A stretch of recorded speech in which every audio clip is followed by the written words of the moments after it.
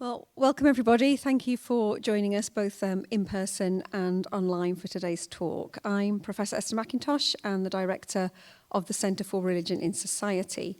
And it's my great pleasure to welcome the Right Reverend Rose Josephine Hudson-Wilkin, Bishop of Dover and Bishop in Canterbury.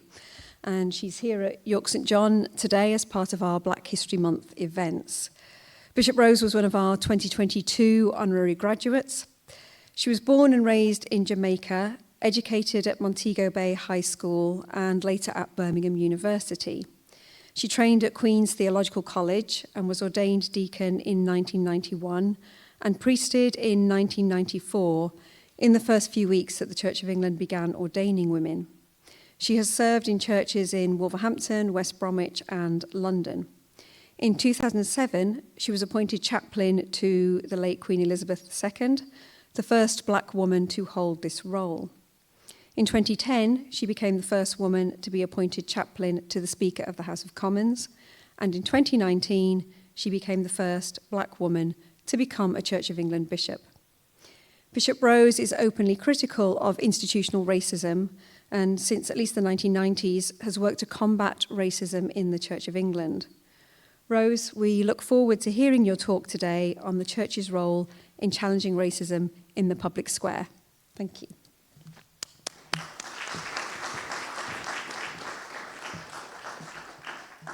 Thank you for your kind invitation, and thank you for making the time to be here this evening or afternoon. I just thought I would begin by defining what I mean by racism, because sometimes we can all be coming to a particular topic or subject area with our own definitions. By racism, I'm actually talking about power and prejudice combined together. So it's not about someone not liking somebody else or not liking a particular group of people. It is about having the prejudice, and remember, bear in mind that prejudice is about prejudging. So prejudice, when combined with power, that's what I'm referring to in terms of racism. How much time do I have? About 40 minutes. Okay, I haven't got a watch on, so somebody... Okay, give me a 5-minute warning. Okay.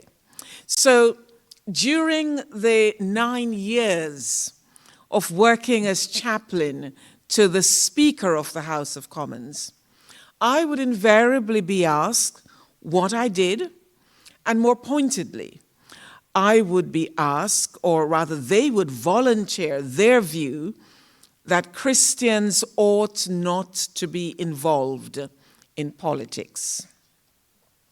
And so with a smile, I would engage with them by pointing out that the Bible gives us a glimpse of a God who is not interested in our religiosity, because we make the mistake to think that God is interested in our religiosity. God is not interested in how often we go to church. He is not interested in whether we make the sign of the cross and how often, or whether we do it in the right places or at the right moments. Neither is God interested in whether or not we have committed the doctrines of the church to memory. Not interested in that. God is not interested in whether we have kept to the letter of the law. And that reminds me, Leviticus, if we know the Bible or familiar with it, Leviticus is a book full of laws. And I remembered one day going into a chapel and picking up the Bible, and it fell open at Leviticus. And I remember thinking, oh no, not Leviticus, with all its do's and don'ts, etc. But it was as though something was saying, no, it's okay. It's all right, just read it. It opened at chapter 19, and I began reading chapter 19. And in those first few verses of chapter 19, something happened, because what it was saying there was that which God requires us to practice, again, was not about the letter of the law or what we would deem as the best religious thing to be doing, but actually the holiness that God required was how we loved and cared for those who are most vulnerable in society, the orphans and the widows and the aliens, etc. So God isn't interested in those things. God is interested in the well-being of the whole of creation. And so I'm regularly saying to people, I don't know what Bible you are reading, because the Bible that I read tells me about a God that is interested in people and how people are living with one another. Overwhelmingly, the Bible has much to say about love, peace, and justice. And interestingly, I believe we all know from experience that if there is no justice, there can be no peace.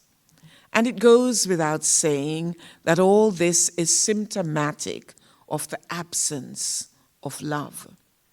In the forefront of my mind are the words from the prophet Micah. What does the Lord require? To do justice, to love mercy, and to walk humbly with our God.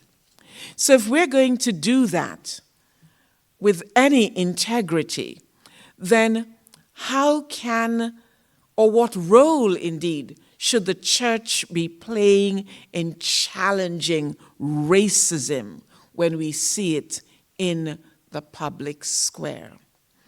And it doesn't mean when you are experiencing it, but it is about when we see it unfolding around us. How do we ask questions about that?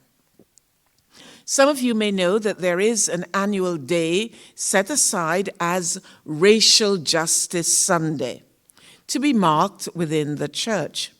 It is an opportunity for the church to ask of itself how it has spoken into issues of injustice, spoken truth to power as the people of God. In the worldwide protests sparked by the killing of George Floyd in the United States of America back in 2020, although we were in the middle of a pandemic, I felt the urgent need to join in the protest. And frankly, it wasn't in my mind whether the Archbishop would be disappointed in me or be upset. I felt that this was something that I had to do, to name the violence being perpetrated and to say as clearly as possible that this injustice is unacceptable. What did we do about that? Although it was evident through the images being shown across the world that there was some support for this action, I was also concerned that significant numbers of people, including those professing Christian faith, who was more bothered about what they had heard secondhand that the organization Black Lives Matter stood for, instead of about the gross injustices that the organization was trying to bring into the light. I was deeply disturbed by the stories I heard coming from churches, from Christian leaders who were unable to identify with the core issue of injustice that had been unfolded before their very eyes. People of Christian faith who did not feel able to walk in the shoes of the peaceful but vociferous protesters on this matter. But I also wondered at the time, why did it take the George Floyd injustice to ignite? Because there were plenty of other things happening in this country and also across America. Perhaps it was the first time, for me, perhaps it was the first time that I was seeing something unfolded. I remembered sitting up in my bed at home, and a friend had sent me the information before, someone had videoed it, and it had, with social media, before it had even hit the news here. And I'm sitting up and I'm screaming at the police officer to get up off his neck, get up. I just found it so hard to think that another human being could so casually, with his arms in his pocket, think that that was okay. That that was okay. But that could only have been okay if this person that he was kneeling on was not as human as he was. Because if the person is like you, then surely something of compassion would enable you, would enable us to connect. So speaking about the pandemic, because that was on at the time, I had lots of letters from people who were disappointed, emails from folks who said they were disappointed, that I ought to have set a better example. And my response to them were, well, we're dying in other ways, so why wait for it to be COVID? Why do I not just go out and speak out and join in with what was happening? But I also, for me, it was challenging because I've never really joined in with a Black Lives Matter march. And the reason I've never done this, and I've told myself that I wouldn't, was because it seemed as if we only cried Black Lives Matter when the police killed someone black. We never seemed to cry out within the black community when we were having black-on-black killings. And that bothered me immensely. Because either our lives matter or it does not.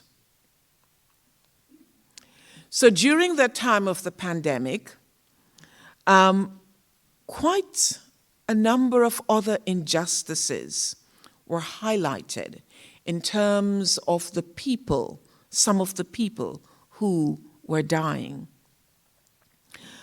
But also I remembered thinking about the excitement around the discovery of the vaccine, the coronavirus vaccine. And there was the question in my mind, will poorer nations be allowed access to the vaccine? Will nations regarded as third world, and again, not one of us, will they be allowed also to have the vaccine? I'm convinced that there is a lasting lesson from the pandemic. The reality that we are all interconnected. And somehow we seem to have learned a little bit of that interconnection and interdependence during the pandemic.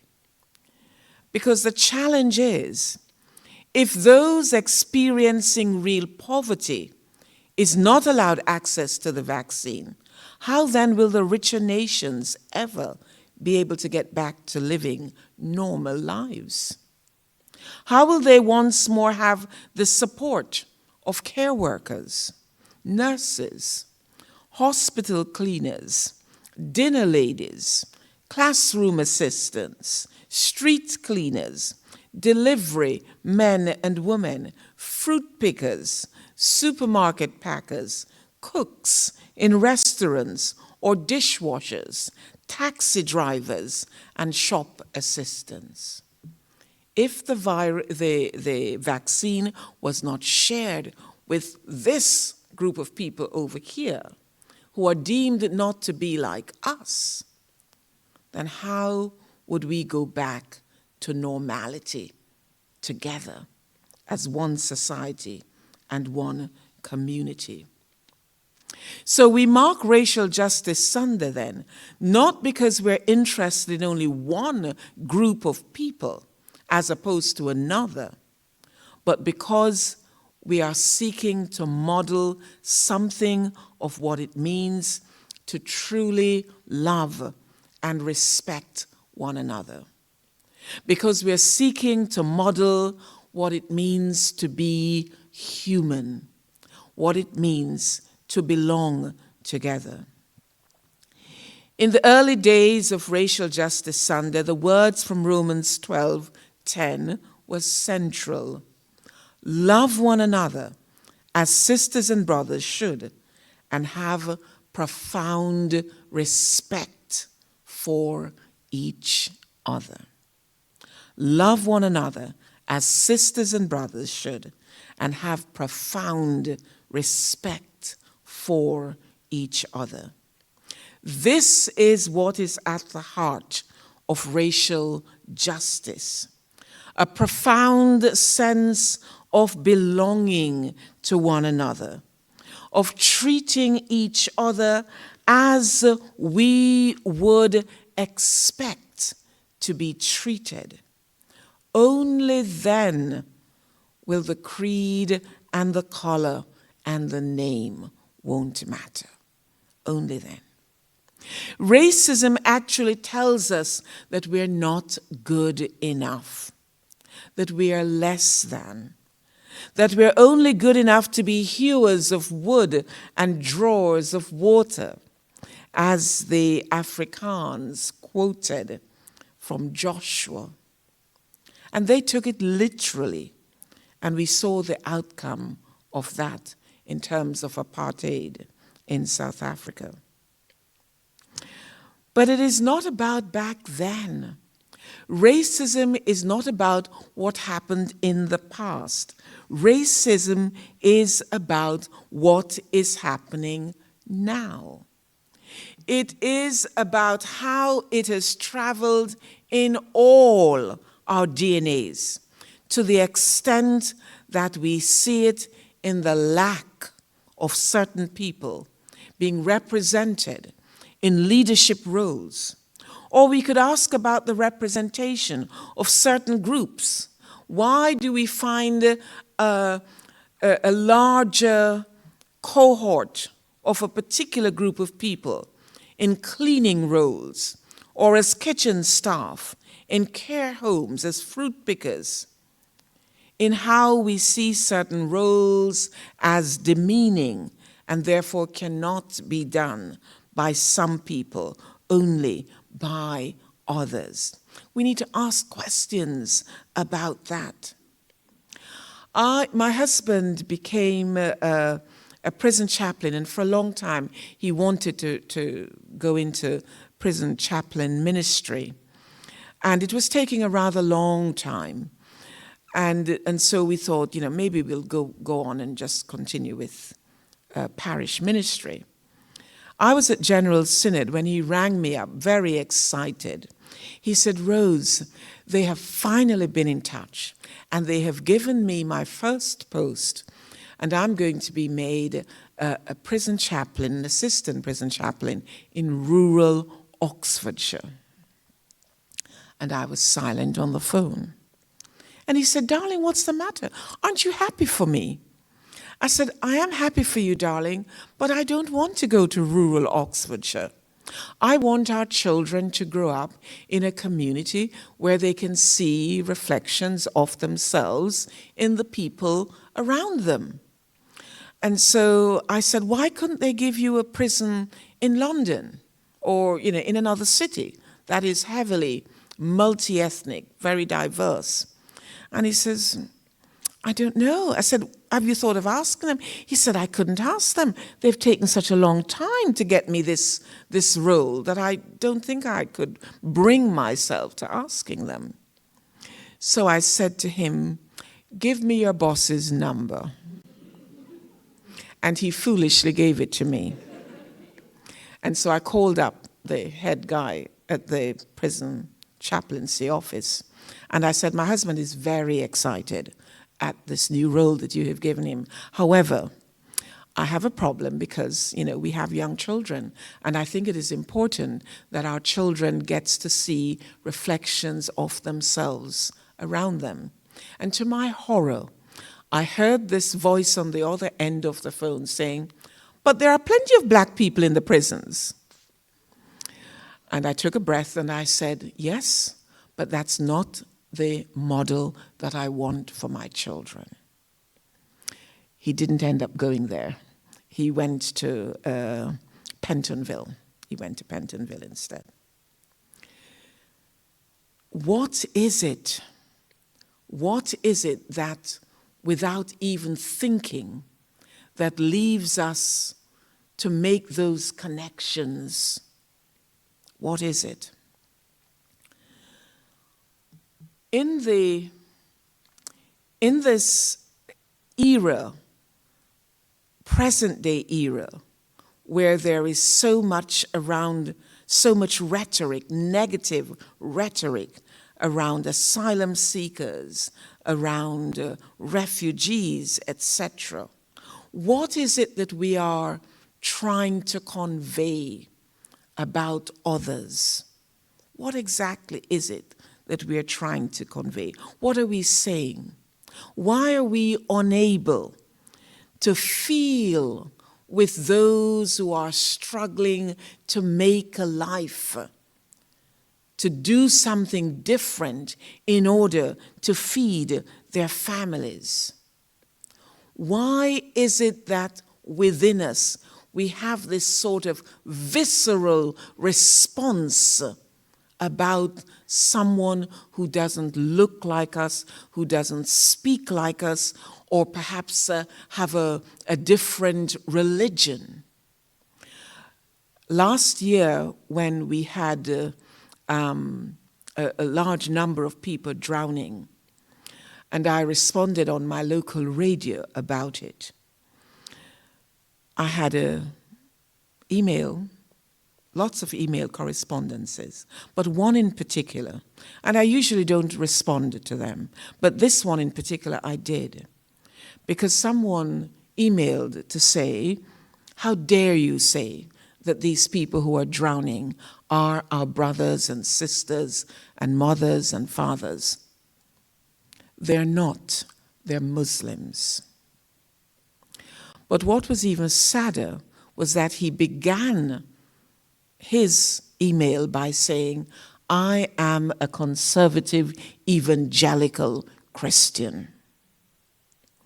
So I replied immediately to him, and I said, I want you to know that I am ashamed to be in the same space with you called Christian, with that kind of response. They are not our mothers and fathers and brothers and sisters. They are Muslims. You see, for me, they're first and foremost human beings. That's what they are, human beings. When we had the war in Eastern Europe, I remember ironing. And as I was ironing, the news was on, and I could see these emaciated young men behind barbed wires. I paused my ironing and I wept. They were not black. They were not Christians. But we shared something deeper in common. And that was humanity. Humanity. I actually, that weekend, I took a little table, fold-away table, took it to the, in Wolverhampton, into the square, placed it up with some placards, and literally just drawing people's attention to what was happening, and prayed on the half an hour whether people wanted to stop for that or not. I didn't care. I just simply wanted to draw people's attention to what was happening just across the way from us. So what is it inside us? I remember being told the story of a young woman who went into the hospital, and she had a parent there, and she wanted to ask a question of the nurses about her parent. And she remembered, she said it was at the time when you had matrons, and matrons wore a particular uniform. This matron happened to be black, in the right uniform. But she remembered going to another nurse with the thought,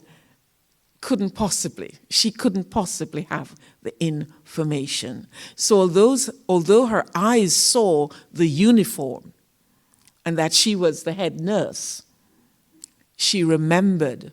And she did have to, take stock and to think about it.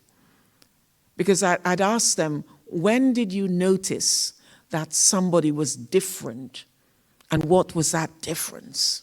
And so she was retelling that story of going to the wrong nurse intentionally, thinking this other person couldn't possibly have the information that I want, even though they were the senior nurse.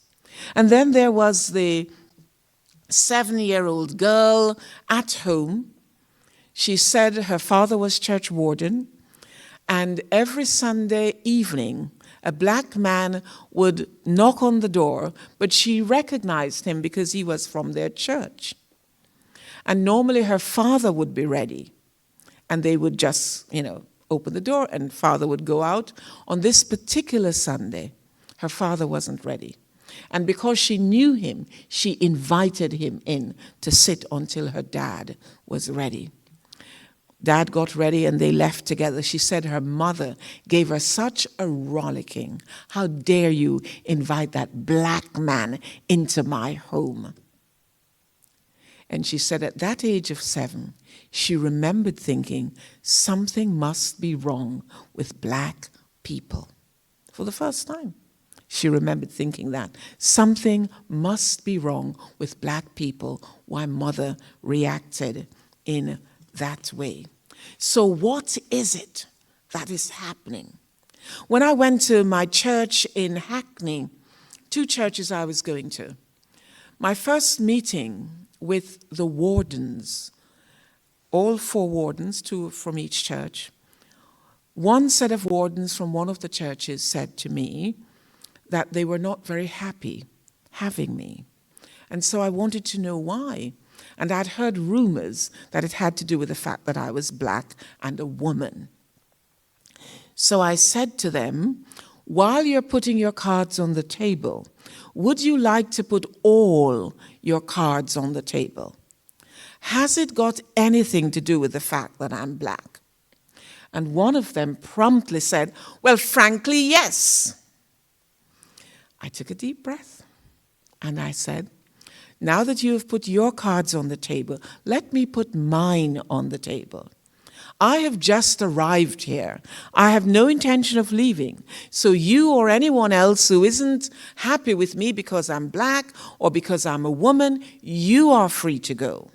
They didn't leave immediately, but they did make life difficult. They did. And I remember actually saying to them, every Sunday, we stand here and we say, we are the body of Christ. What does that mean?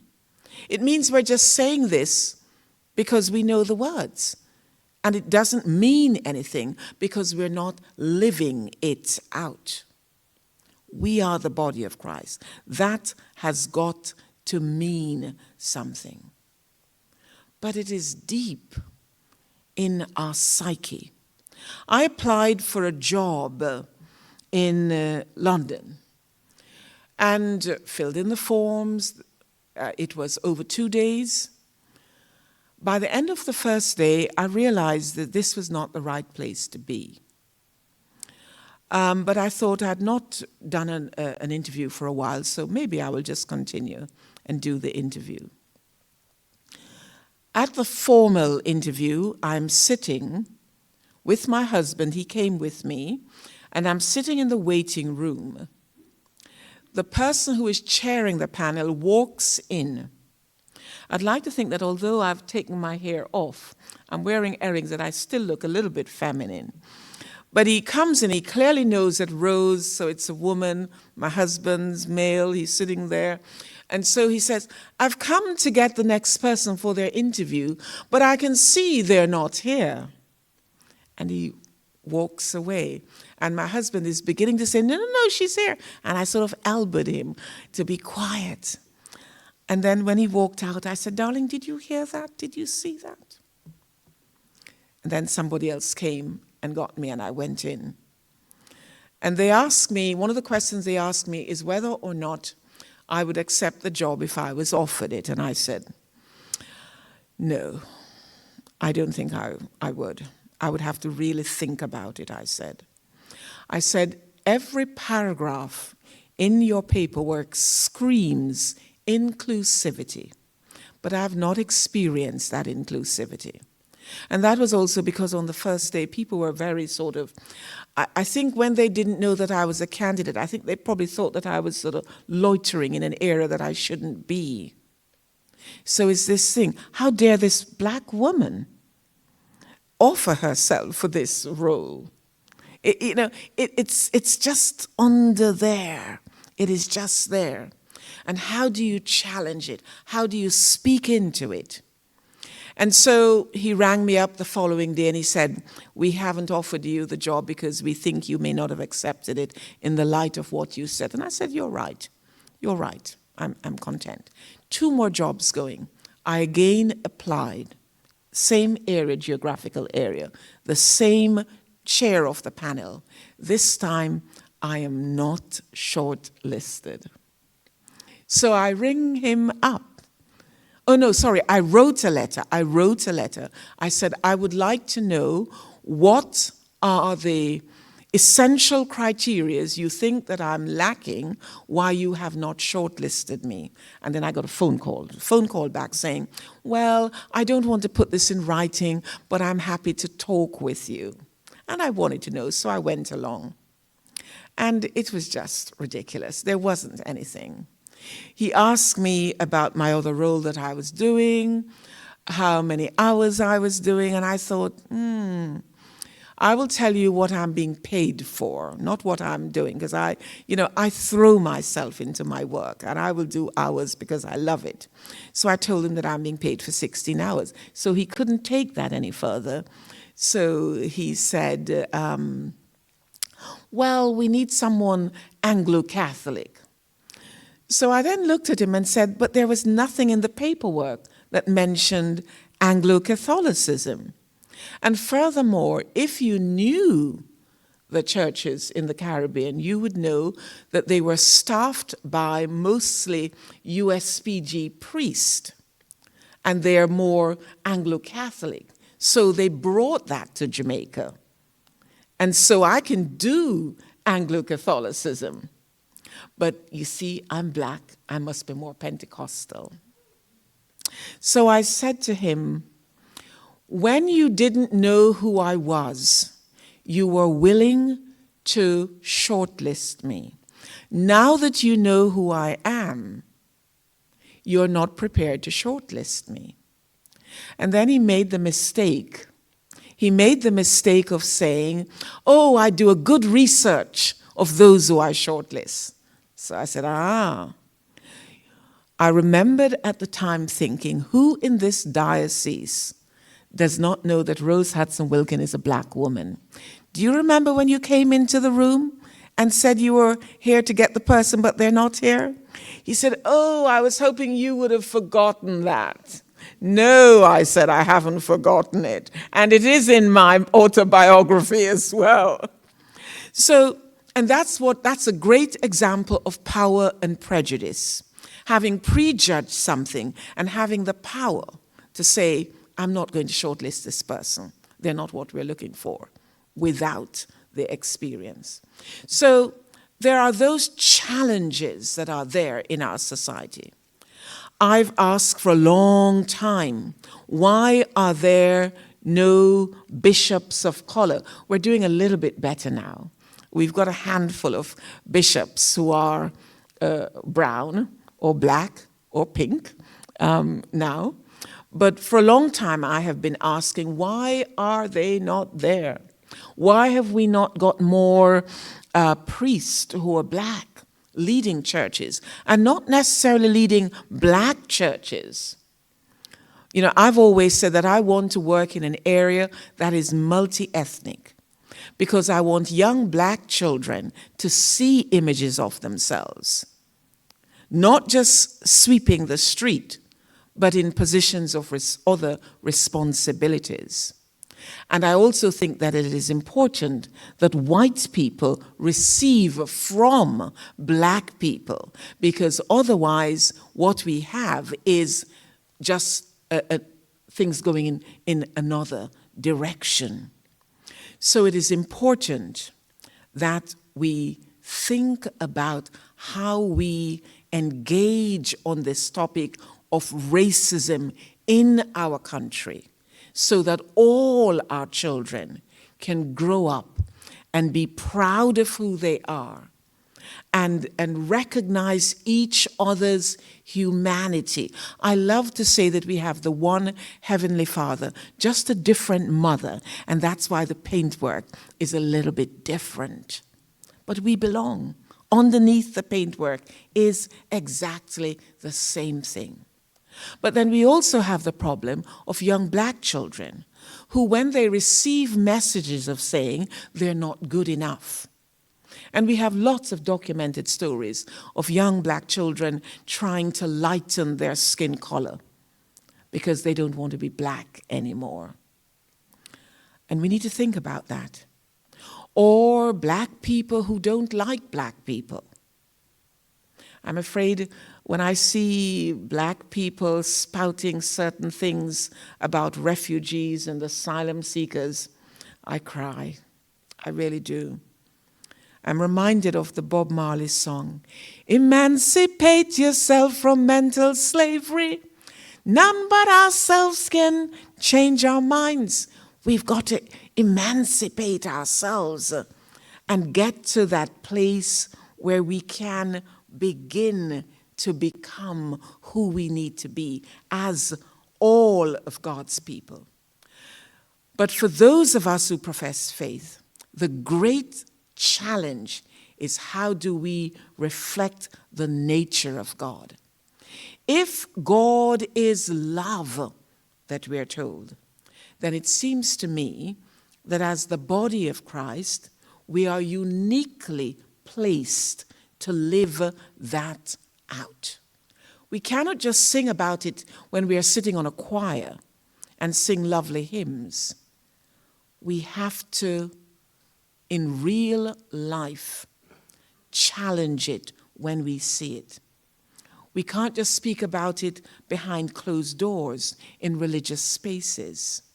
It must be lived out. When I do confirmations now, I say to the young people, if perchance you hear at a family barbecue great aunt or great uncle saying something in a derogatory way about black people or refugees or asylum seekers or homeless people, I want you to be respectful, I say to them.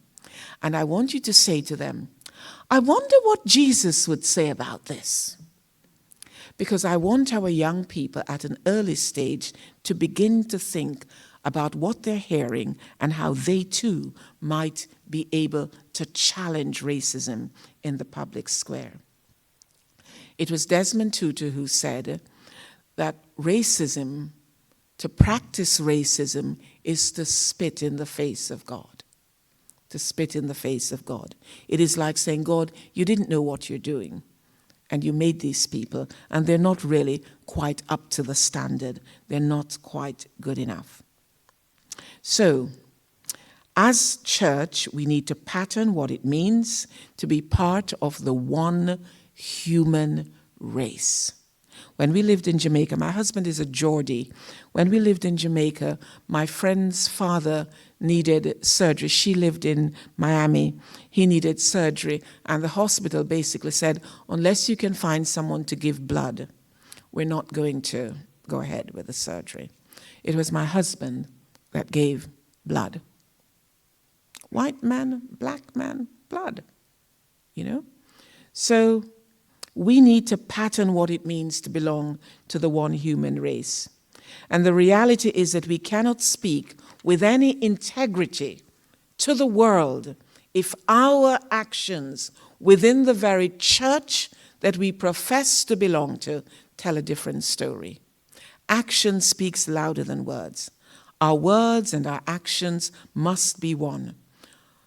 Otherwise, those in the public square will simply say to us, we cannot hear what you're saying because of what we see you doing. I'm going to stop.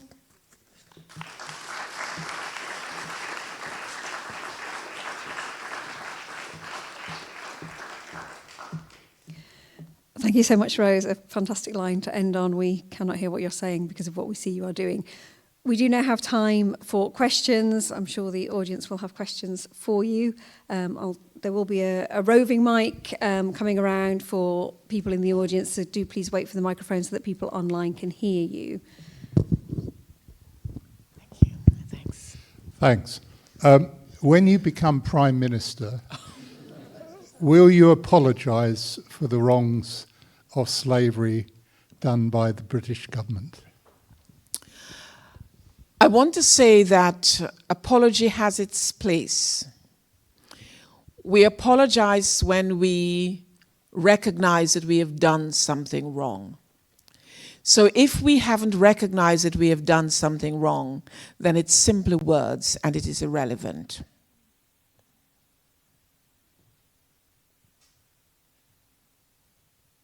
But would you recognize that you've done something wrong? Oh, I know we've done something wrong. Absolutely. And I would certainly. But you see, we've got to be careful. We play with words. We mustn't say things that we don't mean. Because if we apologize, then we must be ready to say, how are we going to restore restorative justice? And by restorative justice, I'm not talking about, I'm going to give each black person £5. I'm not talking about that. I'm talking about how might we recognize the damage that enslavement did. Not just back then, but is still doing today. Because many people today don't even know why they think black people are not good enough. They don't understand. It's deep in the DNA. And we don't teach the history properly in our schools. And bear in mind that it was just 2015, not that long ago, that we paid the last amount of money to those, when we abolished slavery, we paid the slave owners. And we have just in 2015, this country have only just in 2015 paid the last amount. So it is not yesterday, it is today. And I have a theory about knife crime. My theory around knife crime is that young black people don't know their value. They don't know their value. Society tells them that they're of no value. And that's why they can afford to behave like that. So we have a long way of going. It cannot just be words. We have to do something as well. Okay.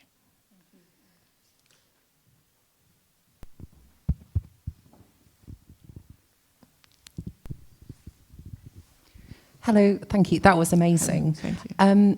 I guess on that question of restorative justice, I can't remember if it was last General Synod or the Synod before, but the motion around racial justice and about slavery reparations came up.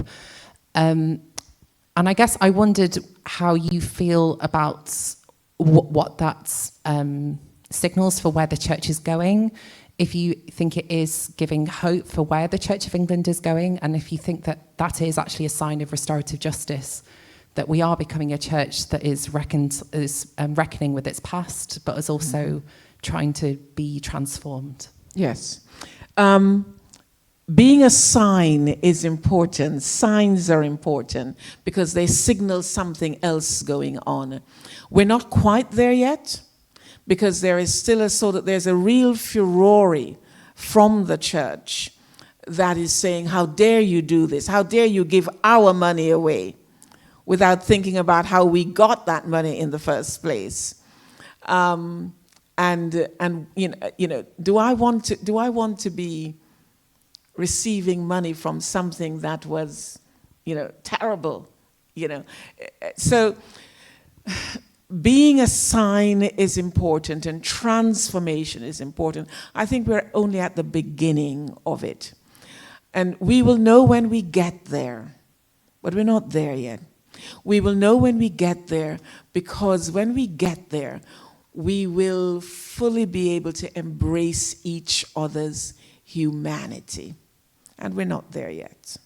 It's a joke still. Yeah. Thank you. Yes. Yeah. Hello. Thank you again for the talk. I think it's a similar kind of question, but I was wondering if you'd seen any sort of local, concrete examples of churches or Christian leaders kind of actively challenging racism. Anything that you've looked at and said, this is a good example for others to follow? I think it varies. Certainly USPG at the moment has set aside, I'm not quite sure the amount of money that they have set aside, and they are contributing they're making an investment in Barbados, because they have been able to, Codrington College, which is a theological college in Barbados, was owned, they owned slaves, that they even branded in the history books. They were branded in the same way they branded the cows and the animals to say that they belonged to them. And so they've set money aside for an investment and I think education and scholarships and things like that are going to be part of that. I think that's a good thing. And it's about that organization actually reckoning and coming to terms. So it's not just saying we are sorry for what we did, but in a practical way, using some of its money to invest in a community there in a positive way that will have long-term impact, positive impact on that community in Barbados. I think here in this country, we need to stop colluding by our silence when we hear and when we see things. But I want to encourage us, as I do with my young people who are being confirmed, to do it in a way that people can hear us. So I recall when I lived in Wolverhampton, I lived not far from the tennis club, and I love tennis. And one particular day, my husband dropped me off, and he needed the car, and he asked, if I could get a ride from somebody else. So I sort of called out and said, would somebody give me a lift home? And this lovely, dear man called CRiS, he said, I'll give you a lift home. You live in Whitmarines, don't you? Now, Whitmarines was a predominantly very strong black area, rundown.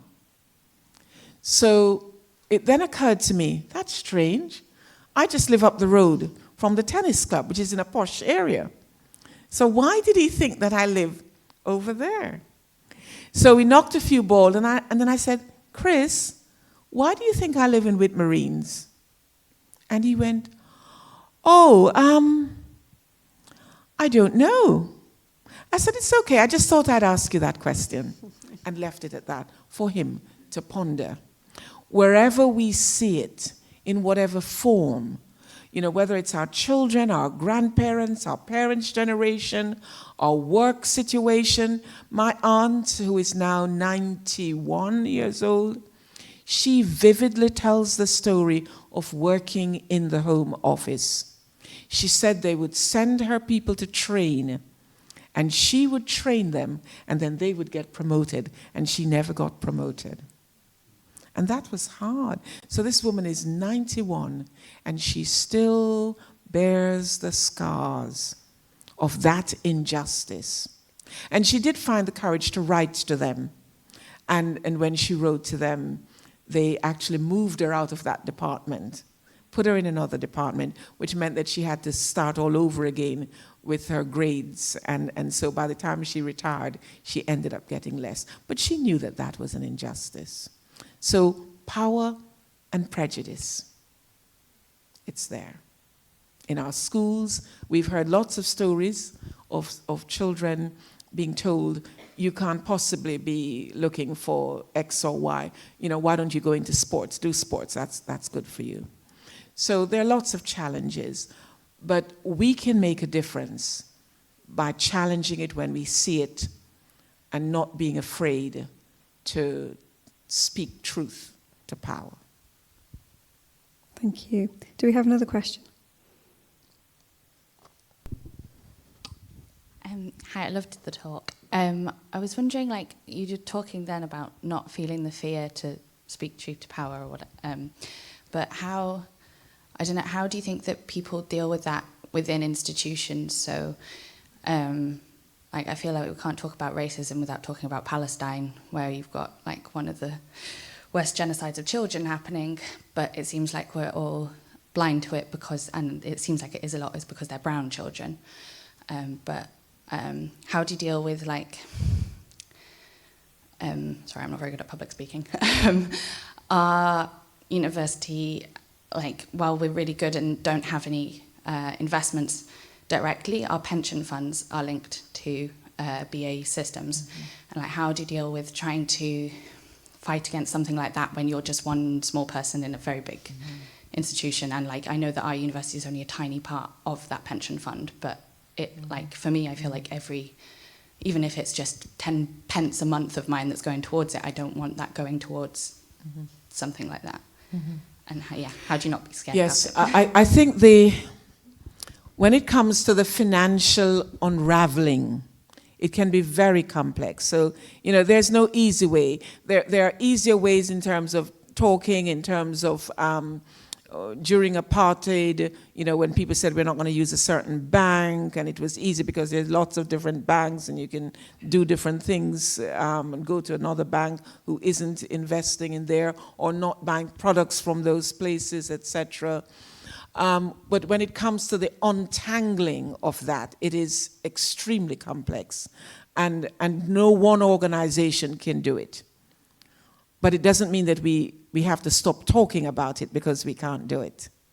It doesn't mean that we should stop talking about the injustices that we see unfolding in front of our very eyes, whether it be what Putin is doing or what the Israeli government is doing or whatever is happening in other countries. Part of the problem is we've allowed ourselves to become divorced from things that we see. You know, it's happening over there. It's nothing to do with us. Actually, it is everything to do with us. And until we get back to that place of seeing and recognizing that we must not stay silent, then we won't ever have the change. One of my favorite songs is Take a Look at the Man in the Mirror. When you look in the mirror, we see ourselves. And that means if we want to see change, is the proper word in that song. If you want to see change, take a look at the man in the mirror. When we look in the mirror, we see ourselves. We are responsible. We can begin to be responsible. Keep the conversations going. And stop being afraid to speak. Stop living in that place of fear. So I want to encourage you to say, don't give up.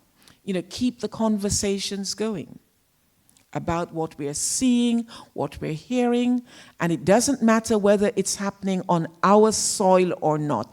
If it is happening in the world, then it is happening to us, because they are our brothers and sisters. Can I tell you a quick story about the mouse or the rat in the farmhouse? The rat in the farmhouse discovers that the farmer's wife is going to get a trap. And so the rat runs out, and the first animal that the rat meets is the chicken, and says, help, help, they're putting down a trap for me. And the chicken says, cluck, cluck, cluck, nothing to do with me, and wanders off. And then he finds the pig. The pig also says, oink, oink, nothing to do with me. Goes about its business. The cow, nothing to do with me, and he moves himself off somewhere else.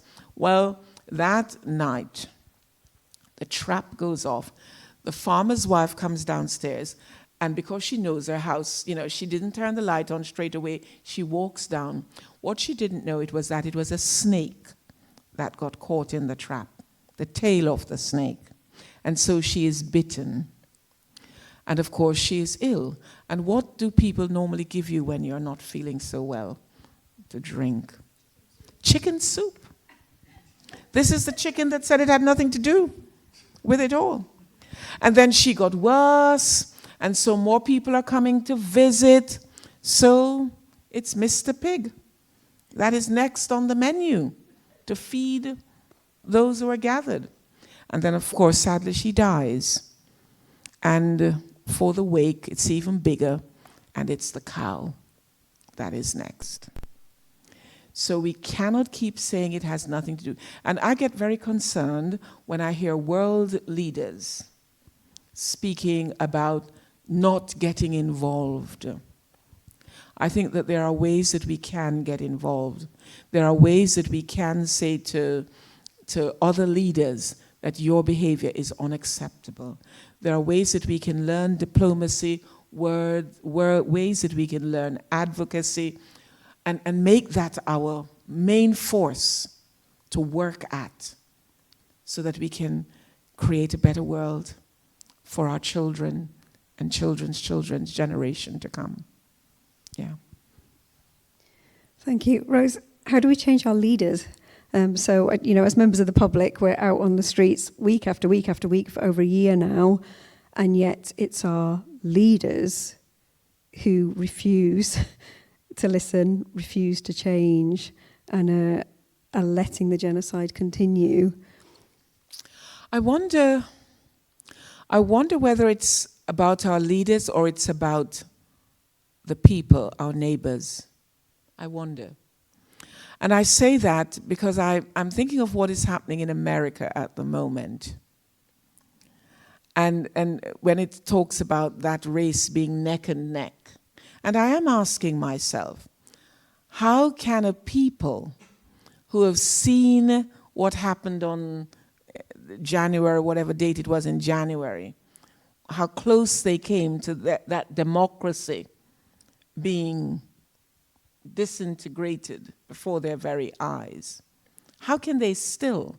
So there is a piece of work to be done with each other. So those people who think, oh, you're just getting in my way. My daughter has been going out every weekend in London on marches. But there will be those who are saying, you're just getting in my way. You're stopping me from going to A or B or C or D. So how do we reach those people? How do we reach our neighbors? How do we sit with them and talk with them about what we are seeing, about the vengeance that we are seeing being wreaked from different sides? How do we handle that? And it comes down to what I think of as othering. I refer to as othering. So Hamas othered the Israel, and I'm very much aware of the history and what has gone on. And I think it is because we have not paid attention historically about what is going on.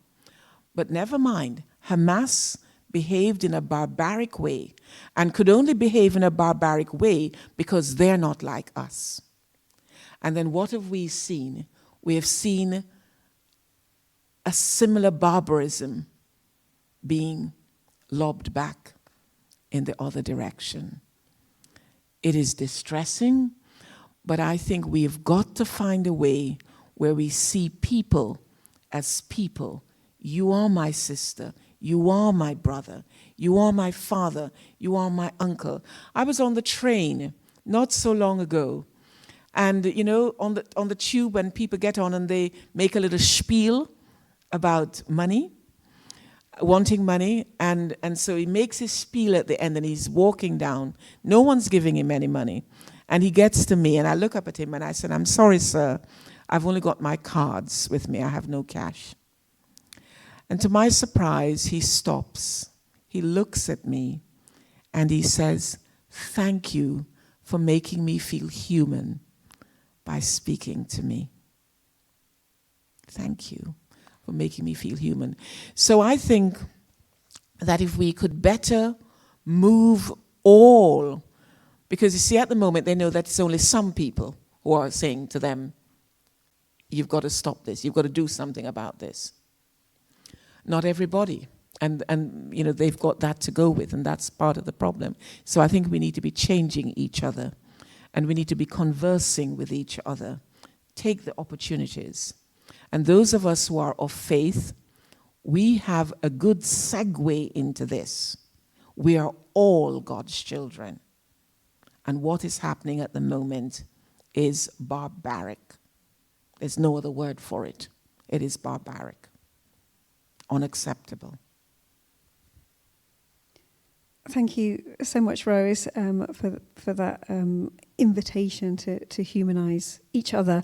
We will have a drinks reception out in the atrium now, so we can continue the conversation out there. And if you have more questions for Rose, do come and speak out in the atrium. Thank you again.